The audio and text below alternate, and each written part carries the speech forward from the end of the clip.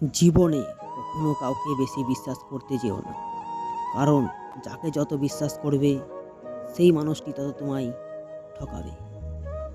নতুন নতুন সব জিনিসই আমাদের মন কেড়ে নেয়, কিন্তু আবার সেই জিনিসটা পুরাতন হয়ে গেলে অবহেলা বাড়তে শুরু করে। তবে বন্ধুত্বর কথা আসলে পুরাতনের কাছে নতুন জিনিসটাই হার মেনে যায়। দুটি লক্ষণ দেখলেই বুঝবেন আপনার খারাপ সময় আসতেছে। যদি আপনি দিনে দিন অলস হয়ে যাচ্ছেন, অথবা বড়লোক হবার মাথায় চিন্তা আসতেছে।